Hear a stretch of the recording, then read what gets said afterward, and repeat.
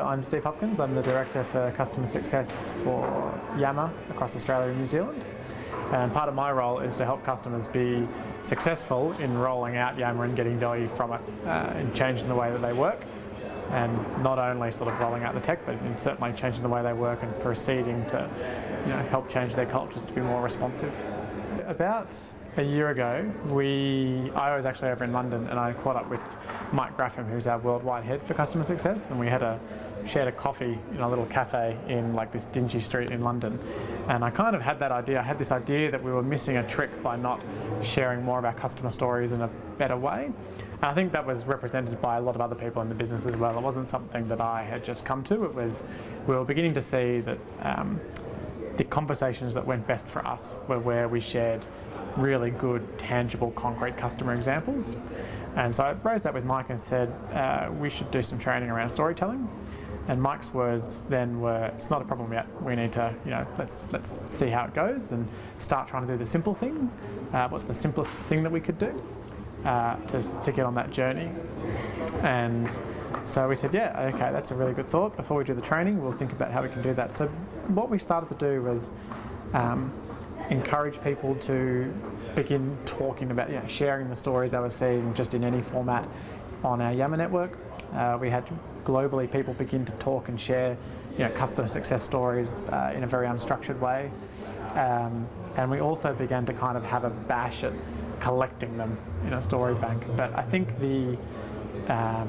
from that time to probably just before we did the training with Anecdote, it was very, there was a difference in the way stories were told. Some people were very good at it, some others could have been better at it. And also there was a sort of natural tendency to remove some of the details that helped translate the story the most. So we recognised that we probably just needed some help in creating a single framework that we could all use across the world. We're a global team. There's 40 to 50 CSMs across the world, from New York, San Francisco, London, and now in Singapore as well. And so we recognised that we needed a consistent, holistic framework to help us sort of all get on the same page about how we told stories. And so that was when we came and did the training. So our experience of the training was really interesting. So we had, because we weren't new to the idea that storytelling was valuable, we had done a really good job, I think, across the business of everybody recognising the value of it and trying to get better at it. But it wasn't a channeled energy. We weren't trying to get better at any one particular framework. We were just trying to get better at storytelling. So I think before the training, we had a lot of people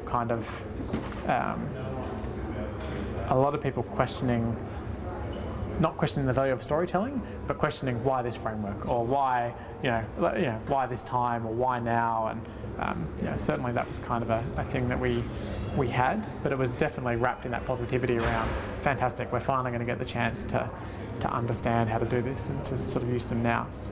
And so, then we kicked off in London.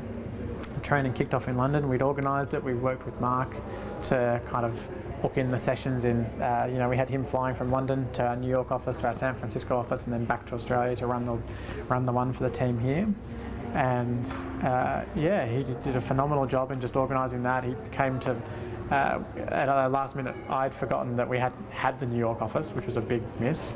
So at the very last minute, Mark was able to kind of twist his schedule around to be able to do London, New York, San Francisco, which we were immensely grateful for, just his agility and responsiveness there. And then we went from there. When we started the training, the day of the training, the morning in London, it was scheduled to start at 9 a.m.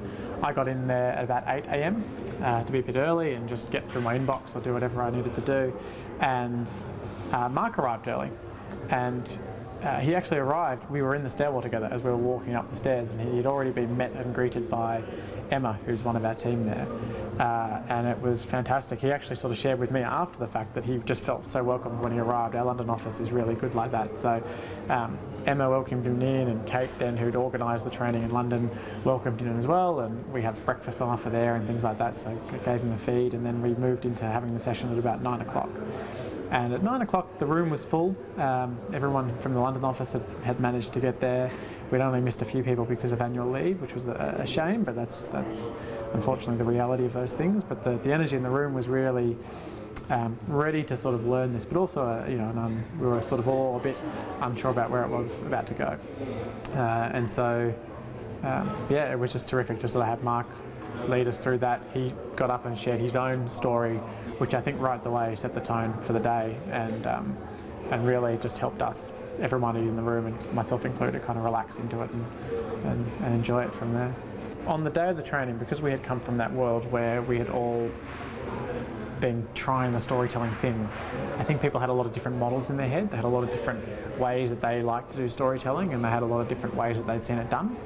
And I think the big value came in that first sort of, after Mark had kind of led us through his perspective of storytelling and the anecdote perspective of storytelling, and then jumped into the relevant statements, or the personal storytelling. So why am I here and why am I talking to you? And that was the first activity we did, and we broke out, and at that first breakout point it was really quite exciting to see everyone kind of getting into it and getting into the activity and getting into the task of sharing with each other the different stories, and struggling with it as well, which I think was good, because people recognised this is a skill that I've really appreciated and known about for a long time, but not a muscle I've built yet. And I think from that point on, the rest of the training was really valuable, and people were able to really revel in that strength building. For me personally, the biggest impact the training has had is a couple of things. The first thing is just how much we've come together as a team around storytelling. So because we did it with our global team and the framework is now consistent, it's really easy to work with each other to help each other get better at storytelling, because you know not just how to improve the act of seeking a story, but once you've got it, how to polish that up and turn it into something that really sings and can be communicated across countries. So whereas previously I might have just told Australian stories and my other colleagues might have told European or American stories, we're now able to kind of share stories much more across locations, because it kind of follows the same format now. And that really happened for me. Like the moment was definitely after the training. We did all of that in a private group within a Yammer network. So we had Mark in there and Sean in there from Anecdote, and we sort of had we had the ability to talk to you guys about what it is that we were trying. But most of all, it was about us talking to each other about the stories we were sharing. And probably my favourite moment was Ursula, who's one of our CSMs in Central America. Had a presentation that she was going to be giving to a global sales team of ours. Really big meeting, workshop, they fly everyone in for these things, and she had a couple of hours to talk to them. And she actually workshopped that in her entire storytelling component of that bit in that private group with Mark, with the rest of us sort of polishing up the story that she wanted to tell. And at the end of the day, she gave that talk, and it was the only talk all day where people put their laptops down and kind of listened along. So for me, that was like one of the big success stories, and the fact that we got to see that, do that together, share together, working on that story and refining the timestamp and the people that are involved and the way that she delivered that emotively was really powerful.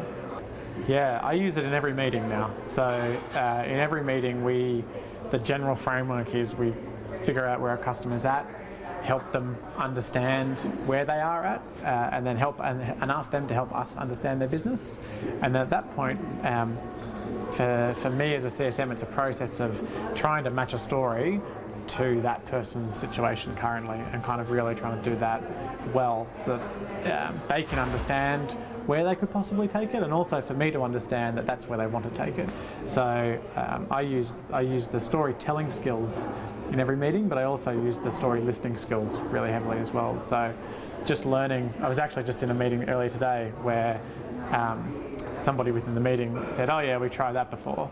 And so instantly, whereas it might have been a comment where I might have let it slide, or perhaps asked, oh yeah, how did that go? Instead I asked, oh, when did you try that? Oh yeah, who was it that was trying to do that? And out of that, those questioning that kind of linked to the timestamps and everything else, he was able to share with me the story, the example of when this had last happened and this initiative had last been tried, why it failed, who had been involved in that not being successful, and what some of the reasons were, which was much more valuable than me just going, oh yeah, how did that go pre the training. So that's certainly where I use it every meeting I have.